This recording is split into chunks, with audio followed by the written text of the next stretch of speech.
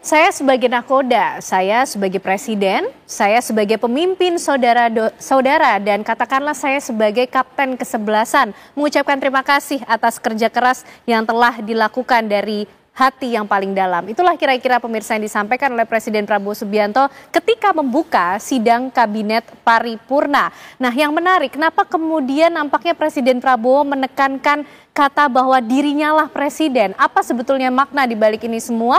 Kita akan membahasnya malam hari ini bersama dengan sejumlah narasumber yang sudah bergabung di Apa Kabar Indonesia Malam tentunya. Ada Bang Margarito Kamis, pengamat hukum tata negara. Selamat malam Bang Margarito, apa kabar? Sehat ya Bang? Terima kasih sudah hadir dan juga bergabung bersama kita ada pengamat komunikasi politik BRIN, Prof. Lili Romli. Selamat malam Prof. Lili. Malam Mbak Sehat Ken. ya Prof? Alhamdulillah sehat. Dan juga bergabung melalui sambungan Zoom ada politikus Gerindra yang juga Wakil Menteri Ketenagakerjaan ada Bang Emmanuel Ebenezer. Selamat malam Bang Noel.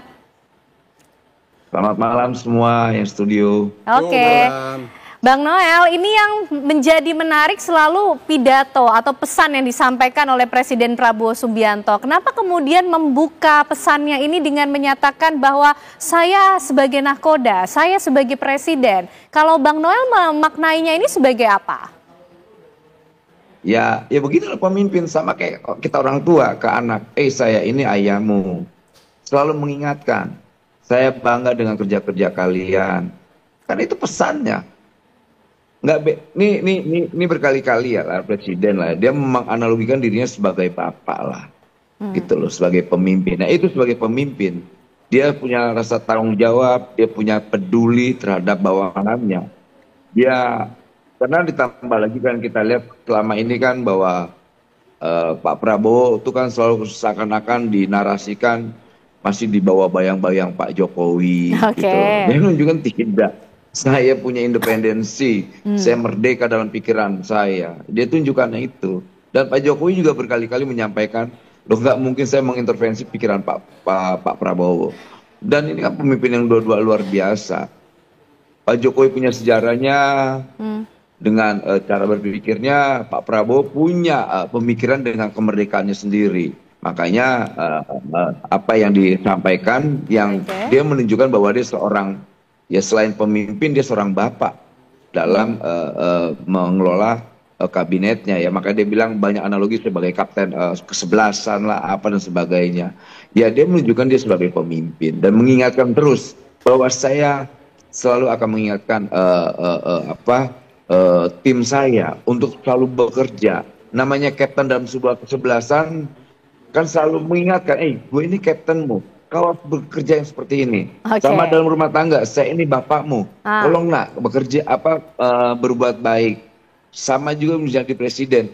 Ini kan selalu pendekatan-pendekatan yang dengan bahasa-bahasa simbol ya Pak Prabowo ini. Dan menurut saya ini bagus sekali ke depan bahwa Pak Prabowo ini selalu menghargai, selalu mengapresiasi timnya lah atau kabinetnya lah di pemerintahan kabinet Merah Putih ini. Baik Bang Noel. Prof. Lili, ini bahasa simbol yang dipilih Pak Prabowo untuk semakin memvalidasi bahwa dirinya adalah presiden yang independen. Tidak ada bayang-bayang presiden lain dalam memimpin pemerintahan ini.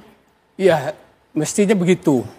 Karena di dalam sistem presidensial itu kan presiden eksekutif tunggal. Semuanya adalah bawahannya, termasuk wapres sebagai pembantu gitu. Meskipun ya dipilih bersama gitu kan. Nah, sebagai eksekutif tunggal, segala keputusannya tidak boleh dipengaruhi, diintervensi oleh siapapun gitu.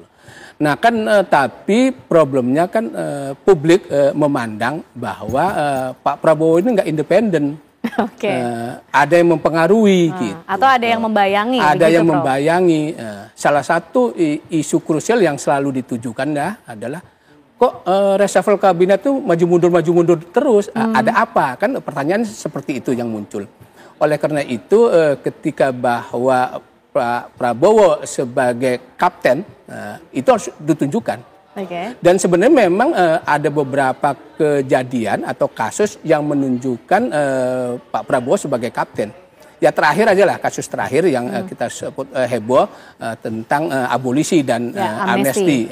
Di situ kan ada dugaan politisasi untuk kasus Pak Lembong, Pak Tom dan kasus Pak Hasto. Tetapi kemudian secara berani Pak Prabowo mengeluarkan abolisi dan amnesti itu gitu. Ingin Itu menunjukkan bahwa ini loh memang saya ini sebagai kapten gitu. Okay. Tetapi publik kan nggak seperti itu aja, karena memaknai juga lain.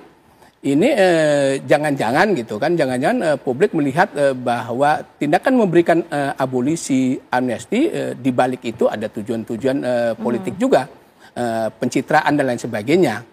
Nah sekarang publik ditujukan kepada reshuffle kabinet itu gitu. Oke. Nah, kapan ini dilakukan gitu? Meskipun memang kata Pak Prabowo kabinetnya ini solid, bekerja dipenuhi dengan kerja baik, keras, karya, prestasi dan sebagainya.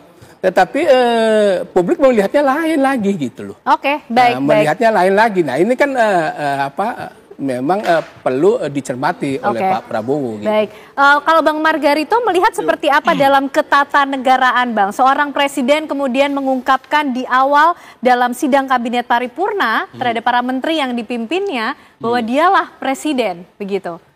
Begini, presidio, to stand guard, ya, chief, superintendent, he is chief, itulah presiden. Sit before, itulah presiden. Setuju gitu kalau Anda baca tata negara, jabatan ini jabatan tunggal. Jadi ini sebenarnya cuma penegasan biasa aja gitu ya. Tidak ada apa, toh dengan atau tanpa penegasan itu pun tetap saja presiden tetaplah seorang presiden. Dia adalah kepala eksekutif, dia memegang seluruh tanggung jawab pemerintahan. Ya pemerintah ya presiden. Saya kira apa yang dia katakan tadi sekadar menegaskan kembali bahwa kita bekerja dan saya pemimpin Anda gitu ya. Saya lah yang memberikan direction, saya lah memberikan panduan, guide dan macam-macam gitu ya. Itu presiden, itulah presiden. Itu saja seberapa kira-kira perlu sih kemudian seorang presiden mengungkapkan bahwa dirinya lah presiden Bang dalam kemudian memimpin suatu negara dalam ketatanegaraannya, bahwa presiden di Indonesia tidak hanya simbol dari negara tapi juga simbol dari pemerintahan, orang tertinggi. Oh begini, pemerintah itu presiden, jangan salah. Yang disebut dengan government itu, eksekutif itu presiden, tidak ada yang lain. Ini pembantu semua. Itu makanya menteri-menteri itu disebut pembantu ya. Kalau di tata negara kita, kalau di Amerika Serikat itu disebut dan secretary. Istilah menteri itu istilah parlementer. Begitu. Jadi memang dia memegang tanggung jawab, dia adalah pemerintah, dia memegang tanggung jawab karena pemerintahan. Yang lain-lain itu ikut membantu. Tidak kurang dan tidak lebih.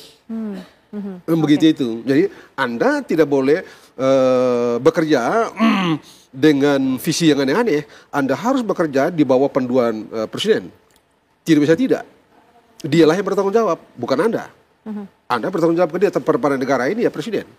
Begitu. Sehingga saya rasa apa yang dia sebutkan tadi, dia ingin memacu timnya untuk ayo mari kita kerja, dan saya senang Anda sudah kerja dengan cara Anda mengerti cara saya, barangkali Anda mengerti ekspektasi saya, dan sejauh ini saya oke dengan cara kerja Anda gitu. Kira-kira itu yang dapat dibilang dari dapat dimana dari apa yang disebut oleh Pak Presiden tadi. Oke, baik Bang Noel, ini juga sebagai pembantunya Presiden begitu kan, Wakil Menteri Ketenagakerjaan juga. Inilah kemudian bahasa-bahasa yang biasa digunakan oleh Presiden Prabowo Subianto untuk mengingatkan kepada menteri-menterinya, ayo kita bekerja bersama dalam tempo yang sama begitu, sehingga target-targetnya bisa terpenuhi.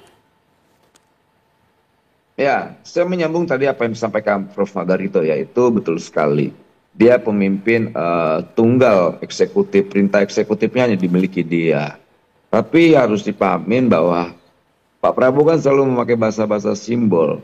Nah, juga kita lihat bahwa dia menyampaikan sebagai kapten dan sebagainya. Dia pertegas juga bahwa ya saya presiden, gitu loh.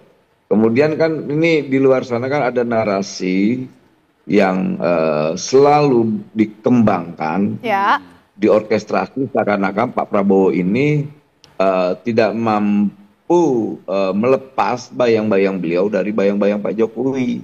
Dan itu salah besar, karena kan kita yang tahu nggak ada perintah eksekutif selain perintah Pak Prabowo. Berarti Pak Presiden memonitor mengenai isu-isu itu juga ya Bang Noel. Pak Presiden juga memonitor mengenai apa yang terjadi di tengah publik, bagaimana pemikiran publik begitu, sehingga perlu menyampaikan ini.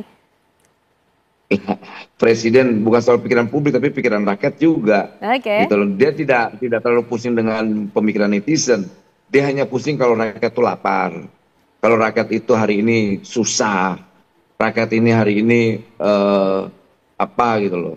Jadi yang ada di pikirannya pikiran bagaimana rakyat ini sejahtera. Dia tidak ada di luar itu. Makanya dia berharap para kabinetnya ini, para pembantunya ini, ayo bekerja terus, bekerja terus. Jangan pernah berhenti. Lihat nih di luar sini banyak sekali tantangan-tantangan yang dikritik oleh kawan-kawan di luar sana. Nah, kritikan itu dianggap menjadi tantangan buat kita bekerja. Jadi apa semakin dikritik, ya Pak Prabowo semakin semangat untuk melakukan kerja-kerja atau menunjukkan kerja kabinetnya gitu. Baik, baik. Prof. Lili, jadi ini tidak hanya pesan kepada para menteri yang membantunya di Kabinet Merah Putih, tapi juga nampaknya Pak Prabowo ingin menjawabkah apa yang menjadi suara-suara sumbang di luar sana, Prof? Iya, betul. Saya kira itu bagian untuk merespon kritik-kritik yang muncul bahwa seperti katakan oleh Pak Noel tadi, Pak Noel, bahwa Pak Prabowo disangka masih dalam bayang-bayang Pak Jokowi. Tapi problemnya Mbak kan begini. Apakah pesan yang disampaikan bahwa saya adalah kapten itu diturutin nggak oleh para menterinya? Itu kan yang jadi pertanyaan gitu loh. Karena presiden kan berulang-ulang bahwa saya ya nggak ada tuh bisik-bisik, saya langsung memerintahkan langsung. Saya akan mendraft menteri-menterinya. Jadi kan justru sebetulnya diulang-ulang itu kan oleh Pak Prabowo. Ada keresahan apa di hati Pak Prabowo atau pikiran Pak Prabowo, Prof? Para menterinya itu iya ketika di sidang kabinet, tidak di luar. Nah, semudah-mudahan nggak seperti itu gitu. Kan kita tahu memang kalau lihat dari gerbong menteri kan ada 5 gerbong kan. Pertama gerbong petahana, kedua gerbong partai politik, ketiga gerbong Pak Nol relawan, keempat gerbong dari ormas-ormas, kelima teknokrat. Nah, yang banyak itu kan petahana, partai politik, relawan. Nah, dia menganggap nggak sebagai kaptennya Pak Prabowo? Atau ada kapten lain? Kan pernah ada terjadi diskursus juga, wacana gitu loh. Ada matahari kembar dan lain sebagainya. Nah, sekarang ditekankan lagi. Saya kira pesan itu bukan hanya untuk disampaikan ke publik bahwa dia adalah kapten, tetapi juga ke menteri. Kalau enggak nih, saya kasih SP. Nah, jadi harus melepaskan atribut-atribut yang dibawa sebelumnya ketika sudah menjadi menteri di Kabinet Merah Putih. Karena yang lebih penting adalah pesan itu untuk para menterinya, para pembantu, bahwa saya adalah Pak Prabowo itu eksekutif tunggal. Jangan macam-macam gitu. Kalau ke publik sih kan publik cuma berharap aja, nggak punya kekuatan apa-apa. Kita dan senang bahwa Pak Prabowo itu memang harus menunjukkan sebagai kapten. Seperti itu.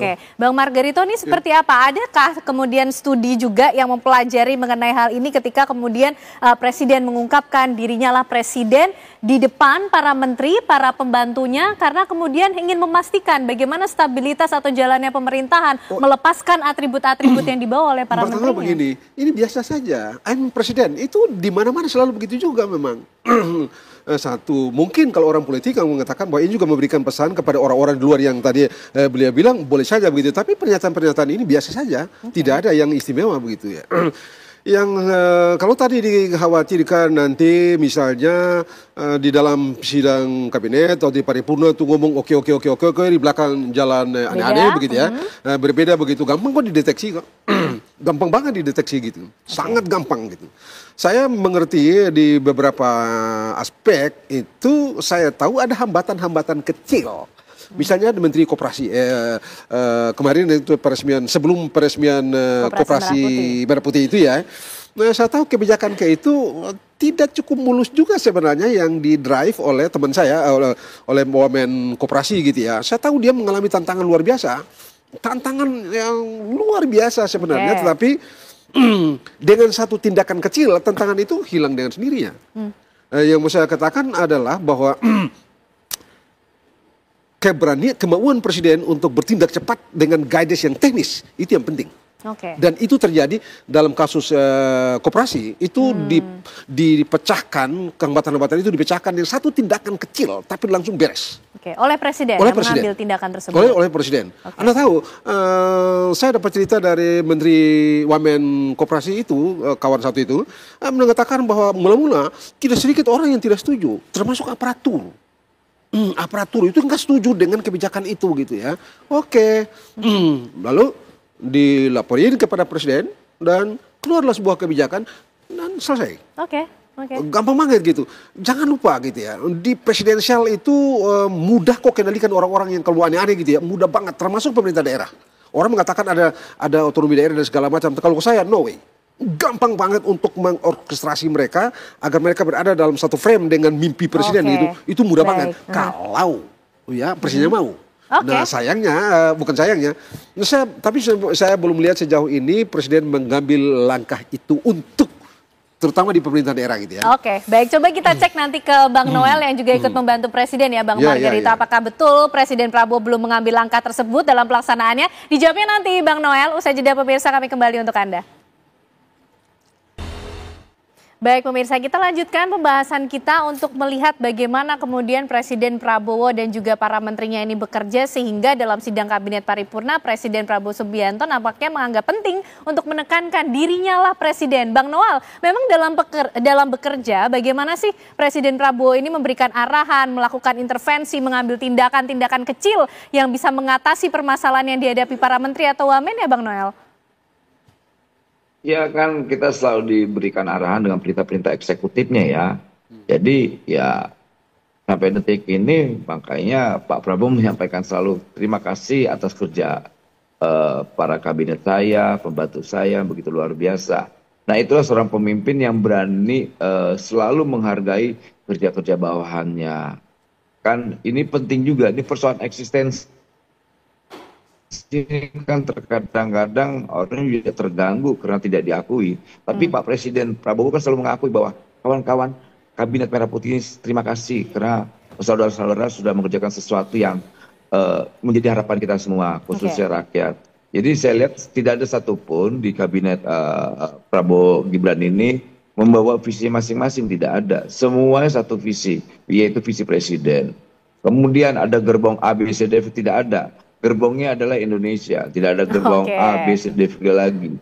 Kan ini kan problem pertanyaan ini ketika ada isu-isu yang terkait reshuffle, kemudian ada PDIP pengen masuk, itu juga nggak ada, gitu. Itu kan sudah ditegaskan berkali-kali oleh Presiden dan ya tidak ada. Gimana mau ada orang semua sedang sibuk dan fokus bekerja. Presiden kan juga ngerasain perasaan pembantunya, dia tahu semua kan ada laporan. Ini kerjaan apa, semua kan ada basisnya laporan.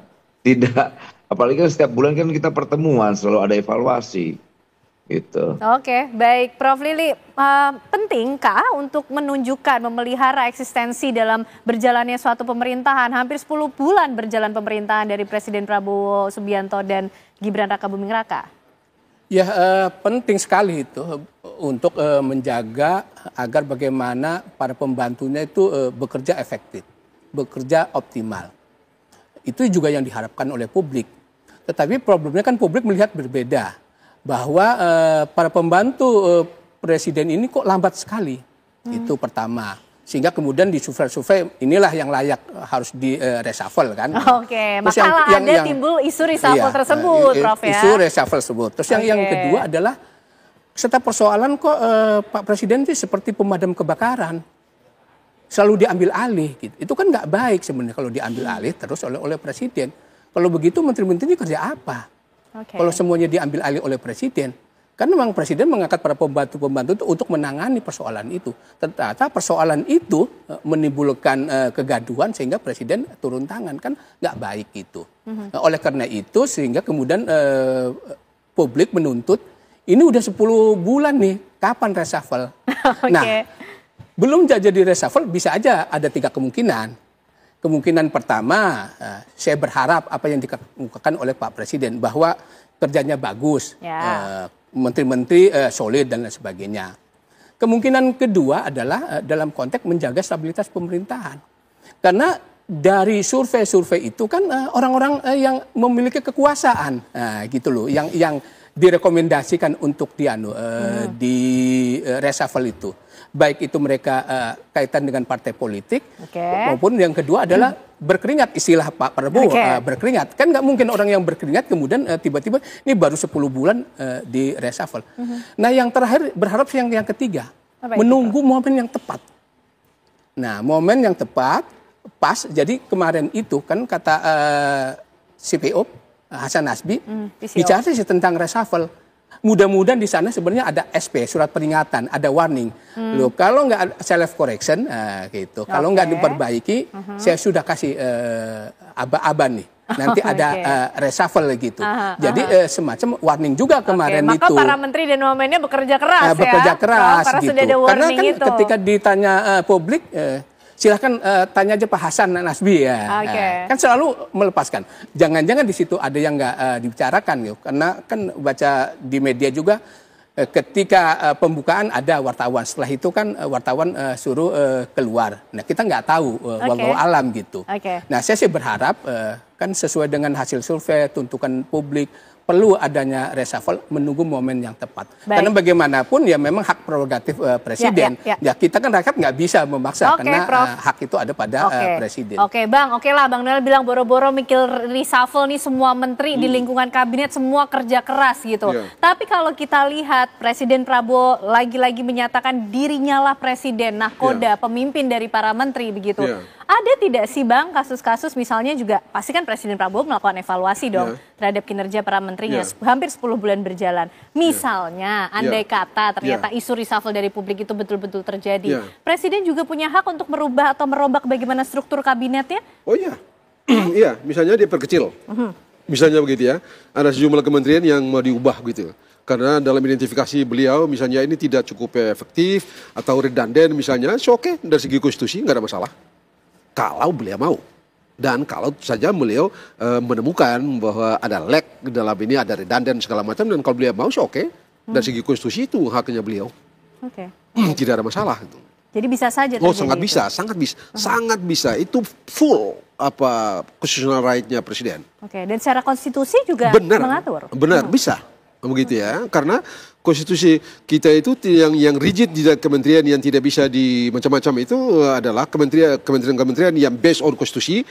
Ada 3 yang utama dan sebagiannya urusan-urusan itu sudah diatur dalam konstitusi. Selebihnya tidak ada masalah. Mau tamu mau kurang nggak ada masalah. Kementerian Dalam Negeri, Pertahanan dan Luar Negeri nggak boleh tidak sama sekali harus ada itu ya. Kementerian Pertanian, Perikanan segala macam itu karena pertanian, pendidikan itu harus ada beberapa di antaranya. Selebihnya oke. Badan-badan tertentu oke. Nah, soal badan ini mesti kita mengerti. Soal badan-badan itu ini ciri negara administrasi, ciri negara yang mengurus orang, mengurus isi perut orang, mengurus macam-macam itu. Karena itu dibikin banyak lembaga-lembaga pemerintah begitu. Ini mulai tumbuh asal usulnya 1887, tetapi baru mau menguat tahun 1932 pada waktu Great Depression gitu ya. Sehingga perlu menanganinya cepat-cepat, maka pemerintah Presiden Franklin Delano Roosevelt waktu itu bikin banyak sekali badan-badan pemerintah untuk mempercepat penanganan masalah-masalah rakyat yang dihadapi oleh rakyat itu.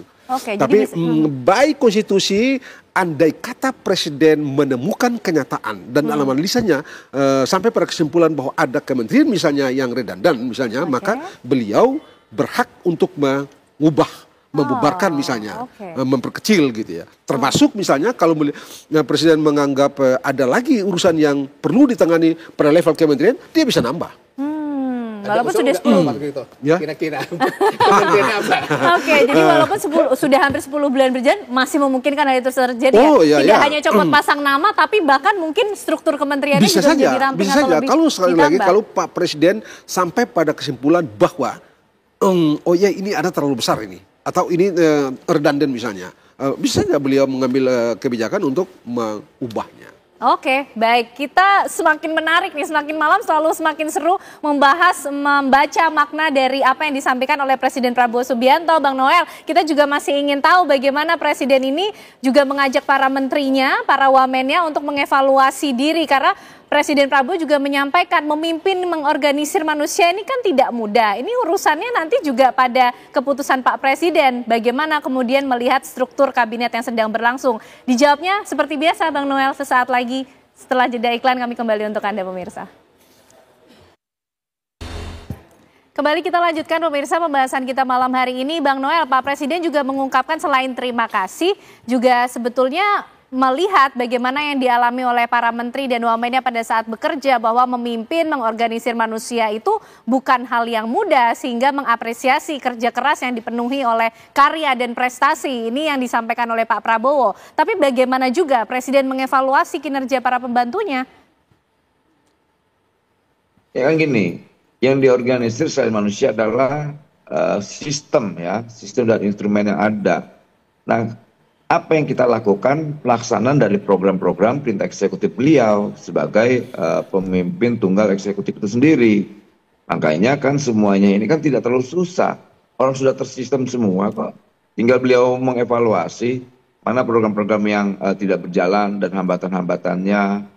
Kemudian kendala-kendalanya. Kalau enggak, beliau akan mengevaluasi, kemudian memberi arahan baru lagi. Karena kan biar gimana pun juga apa yang kita kerjakan ini kan basisnya program gitu. Jadi tidak lagi harus nunggu arahan presiden, nggak gitu lagi. Semua udah terprogram semua kok, udah tinggal dilaksanain. Tinggal kita di kabinet ini melaksanakan perintah-perintah eksekutifnya yang selama ini beliau sampaikan di dalam sidang-sidang kabinet. Jadi kalau mau ditanya bekerja ya bekerja semua. Makanya kita kan nggak pernah duduk-duduk di kantor, semua pada bekerja nih. Kabinet Merah Putih ini 100% lah, saya katakan bekerja lah ya. Karena kita semua tidak mau mendapatkan catatan buruk dalam proses pemerintahan yang berpihak ini ya kepada rakyat. Oke, Bang Noel, artinya Pak Prabowo kan sudah mewakafkan hidupnya untuk bekerja untuk rakyat. Oke, artinya ketika ini sudah ada, sudah terprogram, ada sistem, Pak Presiden sudah bisa dipastikan juga mengerti apa yang menjadi problem di kementerian, lembaga atau badan yang dihadapi kan? Ya pastilah, namanya orang tua, dia kan selalu menganalogikan selain sebagai kapten, sebagai orang tua dan sebagainya, dia lebih ahli dan bijaksana kok. Ya contoh banyak problem-problem lah, misalnya kawan-kawan di kabinet salah komunikasi, disampaikan nggak masalah. Selama kalian tidak korup dan nyopet di rakyat, dia masih punya toleransi lah. Oke, baik. Paling diberikan coba-coba jaga-jaga komunikasinya lebih baik. Iya. Gimana? Gitu. Ya gimana Bang Margarito? Pak Wamen. Satu hari nanti kalau pulang dari, sekarang kan Pak Wamen di Lampung ya? Padang. Oh, udah di Padang ya Pak Wamen? Oke, sudah pulang dari Padang. Terus ke Maluku Utara deh, ada satu masalah tenaga kerja di sana tuh Pak Wamen. Di Halmahera Utara, Pak Wamen. Kita hadir. Oke, ini suara rakyat juga ikut membantu kementerian untuk mengcapture apa permasalahan di publik ya Bang Noel ya. Oke, tapi kita pindah ke Prof Lili. Prof, ini gimana sebagai nahkoda, sebagai pemimpin, kalau menurut wamennya ini semuanya berjalan on the track kok, semuanya kerja keras. Tapi nampaknya Pak Presiden Prabowo juga masih ada ruang yang membuat Pak Presiden perlu untuk memboosting lagi kinerja para menteri dan juga wamennya begitu dalam pesan di sidang kabinet paripurna. Iya, dan itu wajib ya, suatu keharusan dan keniscayaan Pak Presiden mempush agar para pembantunya itu optimal kerjanya. Karena kan sebagai eksekutif tunggal sasaran itu bukan kepada menteri, tetapi kepada presiden. Tingkat kepuasan, tingkat kepercayaan. Sebenarnya nih publik ini sayang kepada presiden gitu loh, bahwa kerja-kerja menteri ini belum memuaskan.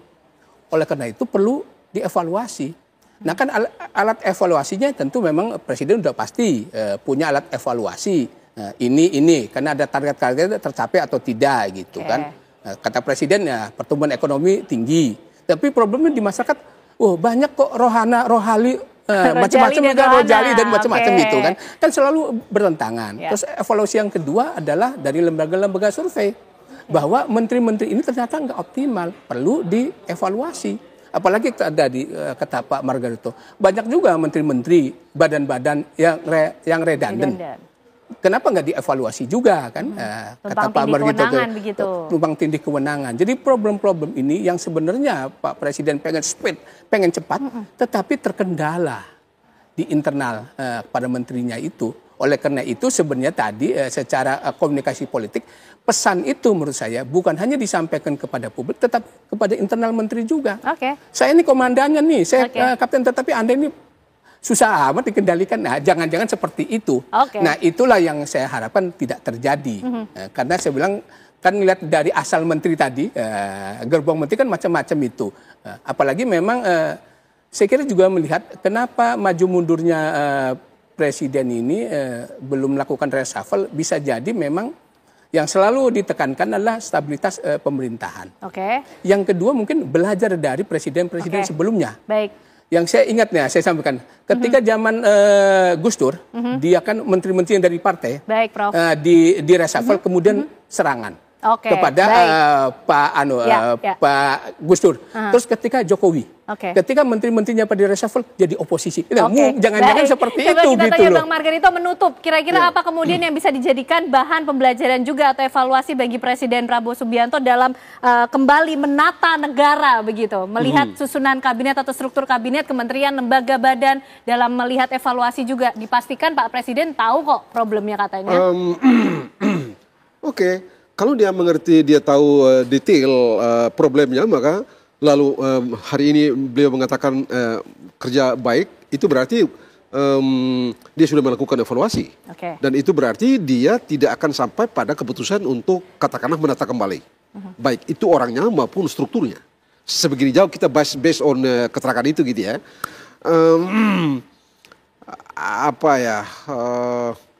Mungkin ya di masa yang akan datang atau mulai besok dan seterusnya itu perlu dalam kaitan dengan dibicarakan tadi Rohana dan Rojali itu tingkat mungkin perlu ada kebijakan lebih eksekutorial dalam menata kembali, bukan menata kembali, dalam mengenergizer pemerintahan daerah.